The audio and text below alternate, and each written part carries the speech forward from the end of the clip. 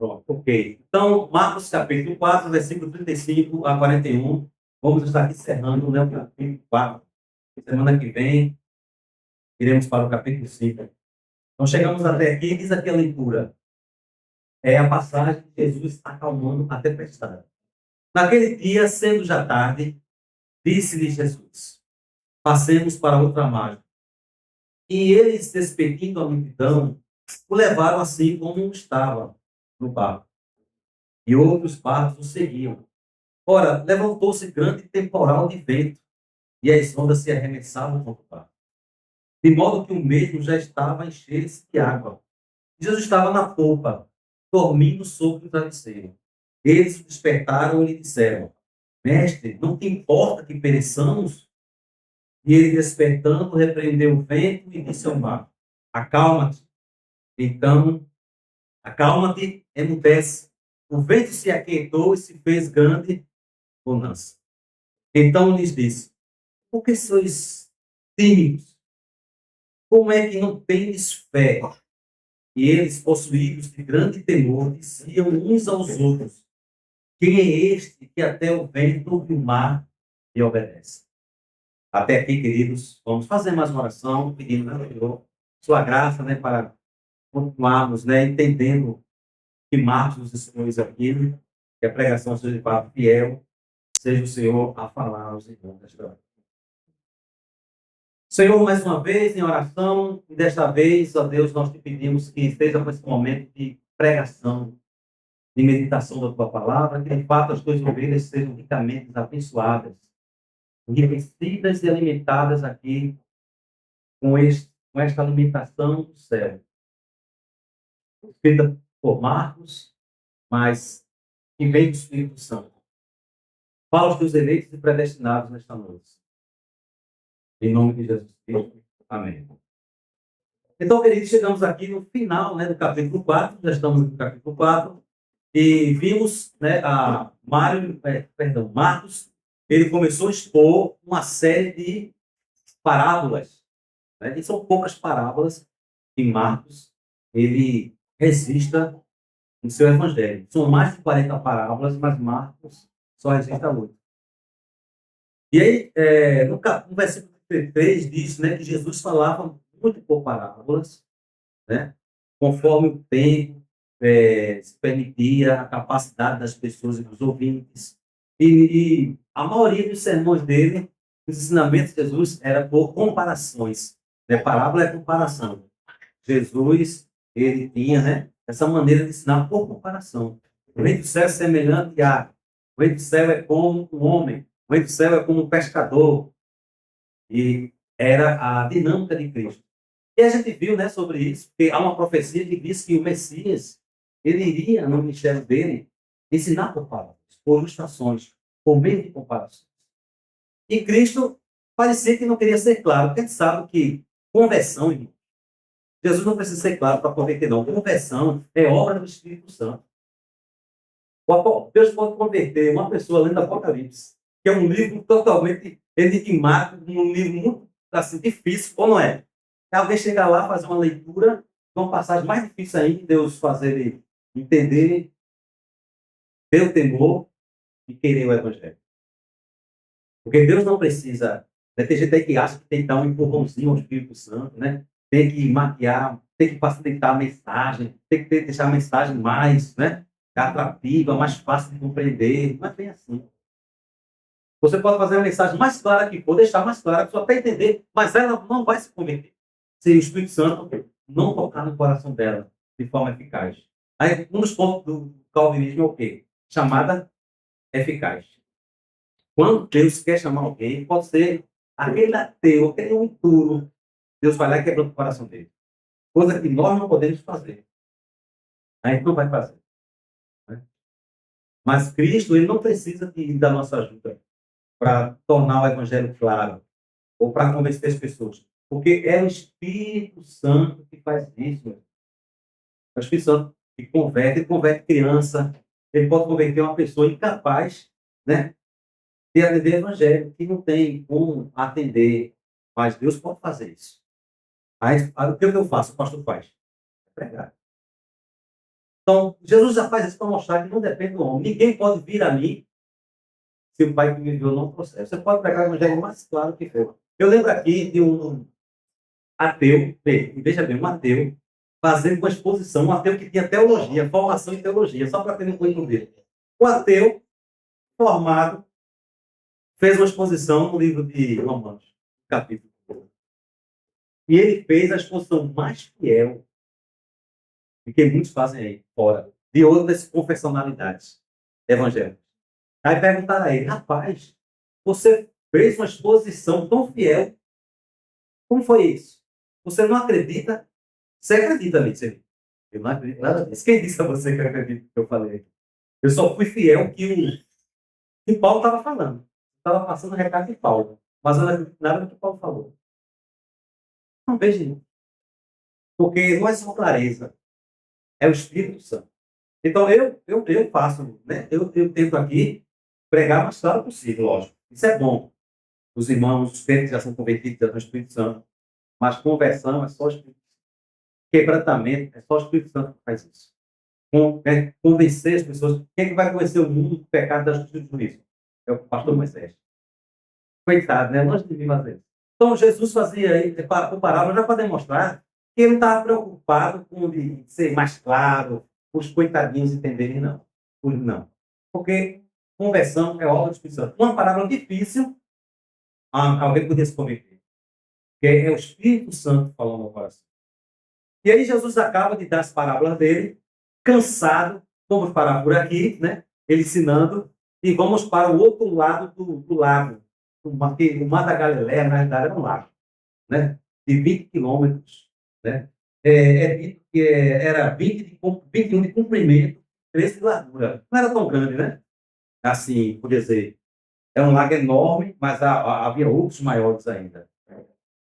Mas vamos para outra banda que cortava o caminho melhor, atravessando de barco, que é rodear. Que podia rodear a pé. Né? Onde Jesus estava no local, né?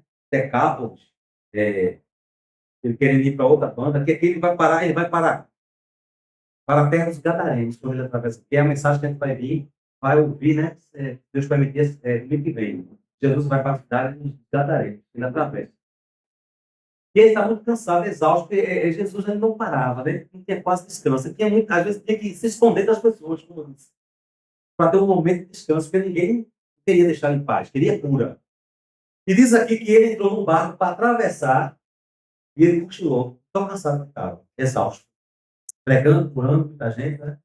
Mas diz aqui que vários barcos também acompanharam, as pessoas não deixavam. Um monte de barco. Veja a cena, um monte de barco também, de pessoas atrás de Jesus. E naquele dia que ele parou de dar as parábolas, já sendo tarde, já ficando de noite, Jesus falou com os discípulos para passar para outra margem. E esse espírito da multidão, aqueles que não estavam com barco, que não tinham barco, né, foram embora. Mas tinha pessoas que tinham barcos e foram atrás. Diz aqui que esse espírito da multidão aí entrou no barco e outros barcos o seguiam. E aqui diz, irmão, o que foi que aconteceu? Levantou-se um grande temporal. Eu estava nas pesquisas, disse que esse local é um local montanhoso. É danado para dar uns ventos que se desviam pelas montanhas e batem no mar, e o mar fica violento. É muito comum acontecer desse mar, né, desse lago da Galileia. E aí foi uma coisa tão espantosa, né, que os discípulos, se você for ver nos outros relatos também, né, Mateus relata, Lucas relata, né, eles ficaram apavorados, né, com aquela tempestade, mas uma tempestade de repente. A gente fica com medo com os trovões da gente aí, né, quando tem aqueles trovões aqui fora, você fica com aquele receio. Imagina você no meio do mar, com trovoadas, com relâmpagos, com ondas enormes. Como seria, né? A sensação. Eu não queria essa experiência, não. Eu não tenho nem coragem, eu já tive até convite de pescar. Eu nunca aceitei ir lá para mar alto, eu não nada, não. É o pastor Emório, né? Para não ir para o medo. Porque negócio com mar, com alto mar, não é para mim. Coisa com altura e com lugar fundo não é para mim. Mas tem gente que vai e se perde, né, no mar, e aquelas cara com uma tempestade. E diz aqui que começou, né, a tempestade aqui e ao ponto de entrar água dentro do barco.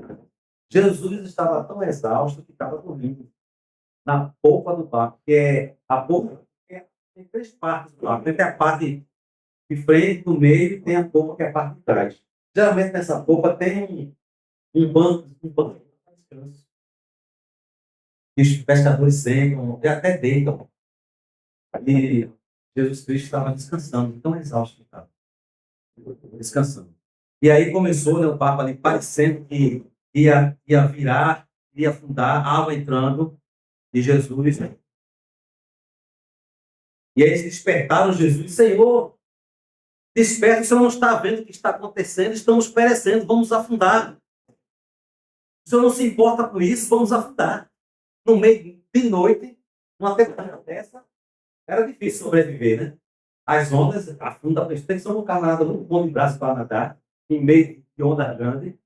Vamos perecer todos. Veja que os pescadores eram pescadores, muitos deles aqui eram pescadores, né?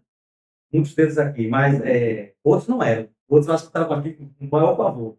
Quem tinha já, como Pedro tinha experiência de pescador, João, né? Os filhos de Zebedeu.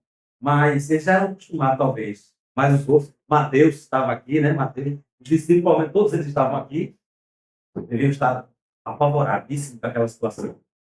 O que acontece, irmão? Jesus se levanta e repreende eles. Né?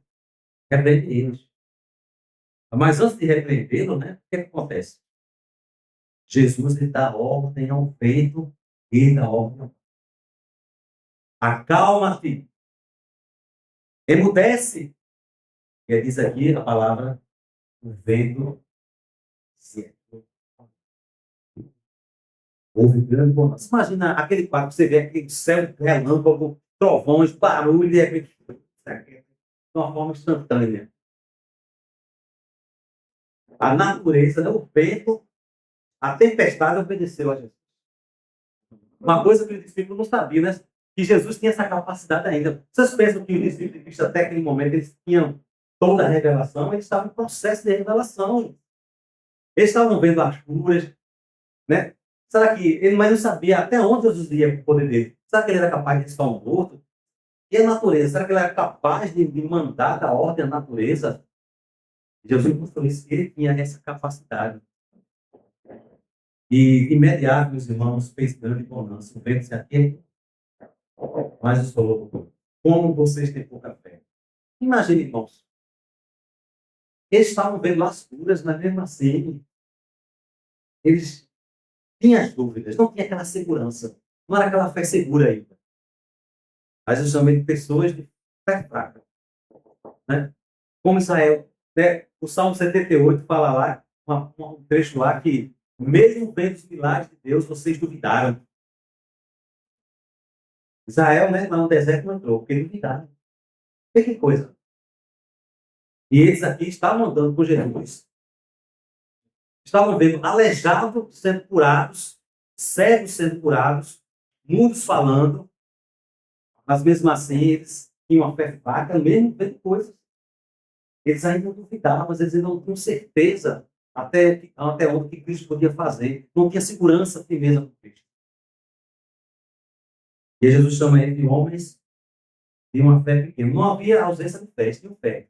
Mas a fé deles, irmãos, era uma fé pequena. Você não tem fé? Que fé que merece? Em mim. O Salmo 89, veja aí algo interessante. A Salmo 89, versículo 9. Salmo 89, versículo 9. O versículo 8 diz assim: Ó Senhor Deus dos exércitos, quem é poderoso como tu és? Com a tua fidelidade ao redor. Dominas a fúria do mar, quando as suas ondas se levantam, tu as amainas. Amainas. Ou deixa elas calmas, né? Quando elas se levantam, deixa elas calmas, né? As ondas do mar. Deus ele tem poder, ele domina a fúria do mar. Por quê? O mar é como fosse. O que é o mar para Deus? Deus criou o mar. É como um copo de água na tua mão. Né? Não é nada o mar para Deus. Ele domina o mar. Vamos ver o Salmo 107, 29. Salmo 107, 29. E aí os discípulos tiveram essa experiência de ver esse Deus, né? Esse Deus que domina o mal. Os discípulos tiveram essa grande bênção de ver isso de forma real, não só por escrito, né? Eles sentiram isso na pele, eles presenciaram, testemunharam isso. Salmo 107, versículo 29. Diz que Deus, ele faz cessar a tormenta e as ondas, ele faz acalmar, né? O Salmo 77, irmãos, eu gosto muito dele também, o Salmo 77, versículo, a partir do versículo 14, Salmo 77. E aí a pergunta dos discípulos: quem é este que até o vento e o mar lhe obedece? É o Deus que faz cessar a tormenta, é o Deus dos salmos. É o Deus que faz cessar as tempestades. É o Deus que comanda os ventos e os mares. É o Deus dos salmos. Salmo 77, esse Deus aqui do Salmo 77, versículo 14. E diz assim: Tu és o Deus que opera as maravilhas. Entre os povos tens feito notório o teu poder. Com o teu braço remiste o teu povo e os filhos de Jacó e de José. Viram que as águas, ó Deus, as águas te viram e temeram. E os abismos se abalaram. Então, vejam, os abismos das águas, os mares têm medo de Deus, na realidade. Isso aqui a gente sabe que é uma forma simbólica de falar, né? Porque Deus é quem controla, é Deus que faz as ondas grandes, é Deus que sopra os ventos, é Deus que comanda as nuvens e manda os relâmpagos, é Ele que é o Senhor de tudo. E os discípulos, meus irmãos, estavam com esse Senhor lá, com ele no mar. Que coisa tremenda. Em carne e osso. Esse Deus que faz os abismos se abalarem, que faz com que as águas tremam de medo, que grossas nuvens se desfaçam em água, que trovões em espaço, né, sejam como setas dele, setas, né, festas de Deus. Você vê, né, que aqueles raios que caem, é como se fossem as setas do Senhor, as festas do Senhor. O ritombar, né, o barulho do trovão, o ecoar, né, na redondeza dos relâmpagos que alumiam o mundo, o abalo da terra diante dessas coisas. E aí diz que Deus, pelo mar, ele faz o caminho dele. Que é uma pregação que nós vamos ver, né? Jesus andando sobre as águas. Diz que ele faz o seu caminho pelo mar sem deixar pegadas. Né? Já se falava no Salmo do Deus que anda sobre as águas sem deixar pegadas, né? Fazendo veredas, sem descobrir os vestígios das suas pegadas. E aí os discípulos estavam com esse Deus em carne e osso do lado deles, dormindo. Porque Jesus, a parte humana de Cristo, né? Os paradoxos de Cristo, ele tinha duas naturezas, a humana e a divina. Ele era verdadeiramente Deus e verdadeiramente homem. Como homem, ele se cansou. Mas como Deus, ele estava mandando, controlando aquela tempestade ao mesmo tempo. Né? Que coisa. Era ele que estava mandando. Então, o que foi que ele disse para o discípulo? Olha, vamos para o outro lado. Estava certo que ia chegar para o outro lado ou não? Ele havia dito, olha, nós vamos para o outro lado. Então, pega o barco e vamos falar que nós chegaremos do outro lado do mar. Então, se Jesus falou, está falado. Aí começou as tempestades, eles duvidaram. A gente vai morrer afogado. Mas Jesus não tinha dito que está tudo certo, que iríamos chegar do outro lado do mar. Só bastava confiar. Deixava o vento lá, que não ia acontecer, não. Deus não ia permitir virar, não. O mesmo aconteceu com Paulo, né? Não houve um milagre acalmando a tempestade. Mas eu disse, Paulo, quando começou a tempestade lá, Paulo, né, um dos naufrágios que Paulo sofreu, ninguém aí vai perecer. Ninguém. Todos vão chegar, né, seguros lá no mar, lá na praia. Mas o que aconteceu? O navio, né, bateu lá, ficou preso, tiveram que pular, mas a palavra se cumpriu. Nenhum daqueles problemas impediu que a palavra se cumprisse. Ninguém morreu afogado. E aí, meus irmãos, qual é o nível da sua segurança em Deus? Você confia em Deus mesmo diante de uma dificuldade que lhe sobrevenha? Você confia que Deus está com você? Você confia nisso? Você acredita? Deus falou, olha, vamos para o outro lado. Ah, começou a tempestade, começou a realidade. Né? E nós somos assim, quando começam os problemas, aí perdeu o emprego, vou passar fome, vou morrer de fome. Né? E não, a gente não pode ser assim, a gente não pode se entregar, né, ao desespero diante das montanhas de dificuldade que vem aí, porque a nossa tendência é essa. Uma enfermidade vem e a gente se desespera logo, né? Acabou. Não acabou para nós, não. Não acabou para nós.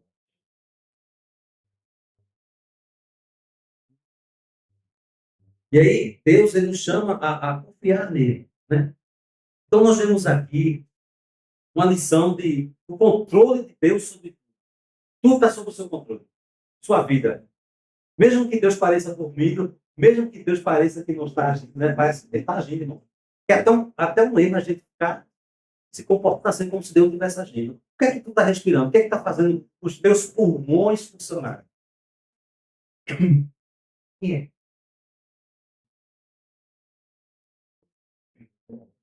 Quem está fazendo os teus pulmões funcionarem? Deus. Ele tem que ver a mão de Deus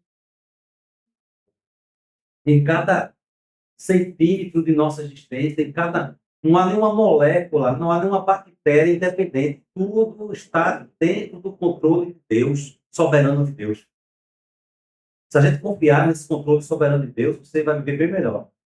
Mesmo diante de tantos assaltos aí que a gente vive, né? Tantos assaltos, né? É tanta coisa ruim, mas quem está no controle de todas as coisas? É o nosso Deus. Mesmo que ele pareça ali dormindo, né? Ele não está dormindo, Deus não dorme, né?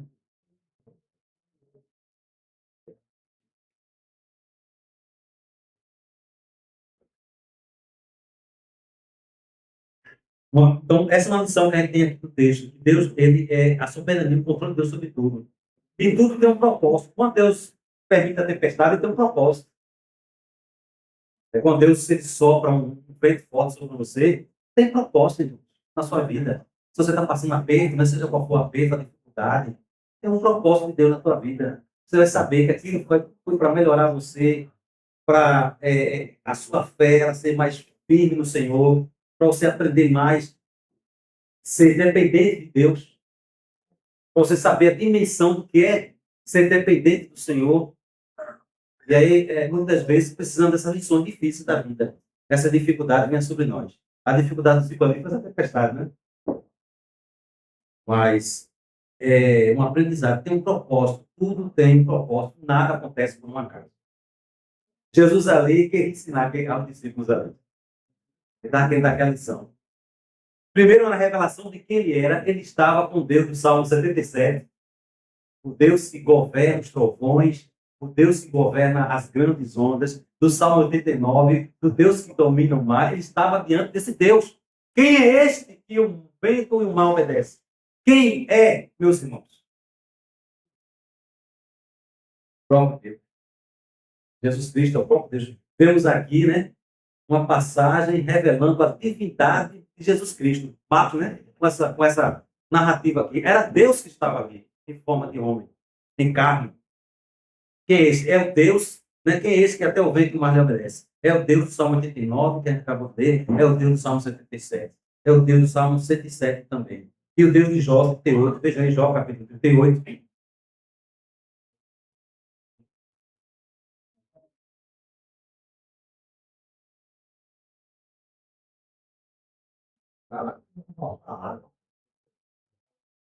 Jó 38,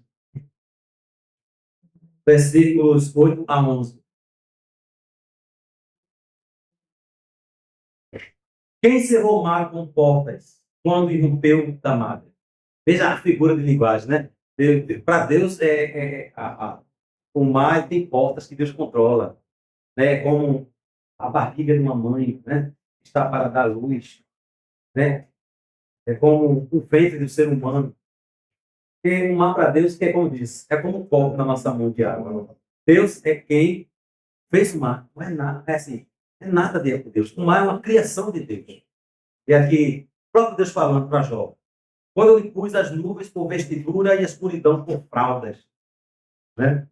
As escuridões do inferno. Você vê quando aquele céu fica escuro, ou quando vem aquela tempestade violenta, né? Você olha para o céu e dá medo, se preparando, né? Aí eu chamo isso de escuridão por fraldas. Quando eu tracei limites, quer Deus te dá o limite. Porque o mar poderia avançar, poderia, irmão, o mar aqui avançar, tem mais água, né, no planeta do que terra. Mas por que o mar não avança? Porque Deus é que dá o controle, né? Mesmo Deus está se colocando os ferrolhos no pano. Vamos dizer aqui. E diz, até aqui irás e não mais adiante. Deus diz para o mar. Você vai até aqui e não mais adiante. Quando o mar avança, é porque Deus mandou avançar. Não é aquele tsunami que tem ali que a gente vê, né? Até tem um terremoto lá no meio do mar e lá vem a água. Acabando com tudo, derrubando prédio, derrubando casa, derrubando mar, matando centenas e centenas de pessoas. Quem é que está fazendo isso? Deus. Quando ele abre as portas lá e ordena que traspasse o seu inimigo, não traspasse o seu inimigo. Então, é Deus que quebra o orgulho das ondas.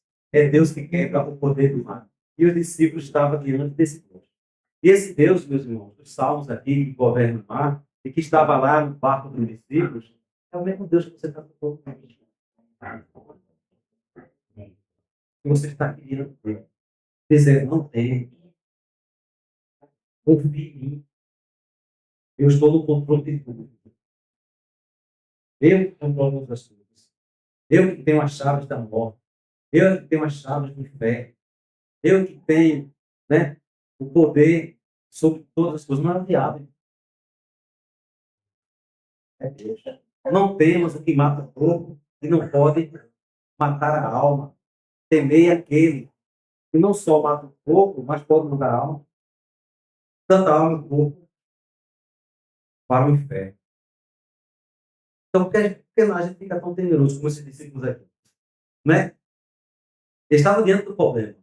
Então, o seu problema não é uma tempestade, mas tem tempestades, acredito, pior do que a tempestade do mar.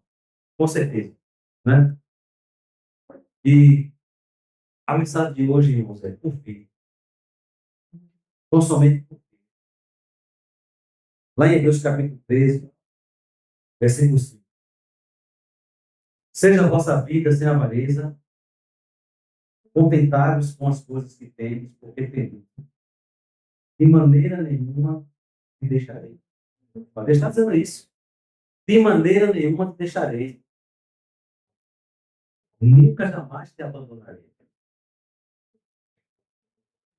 Assim, afirmemos confiantemente, assim diante dessa verdade. O Senhor é meu auxílio. Aqui, né? O escritor de Deus está citando um texto do Antigo Testamento. Um salmo. Não temerei o que me poderá fazer o homem. Às vezes alguém se levanta contra você para lhe prejudicar, não se levanta, não acontece? No trabalho, seja qual for o lugar, para lhe derrubar. Não teme. Deus é maior. Deus é o teu Deus. Ele está contigo. Confie no Senhor.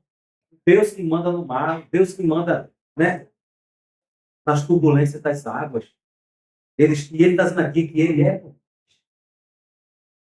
pecadores, mas Deus nos ama e ele tem cuidado de nós, tem feito com que chegássemos até aqui.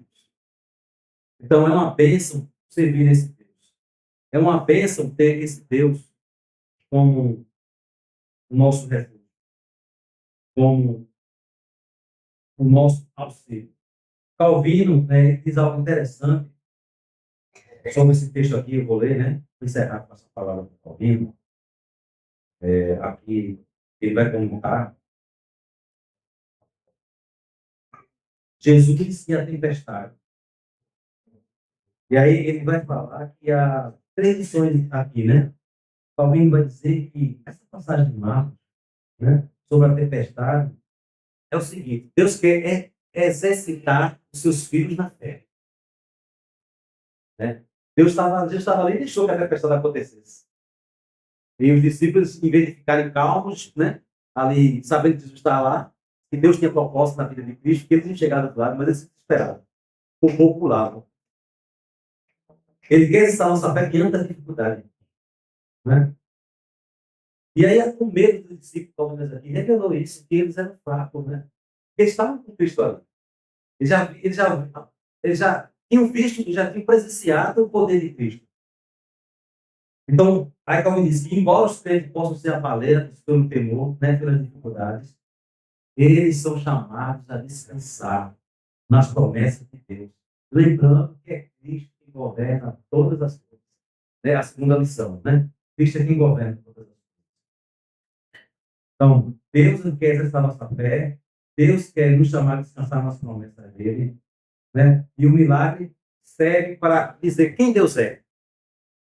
E ali Jesus se revelou quem ele é, o dono dos céus e da terra, o dono do mar.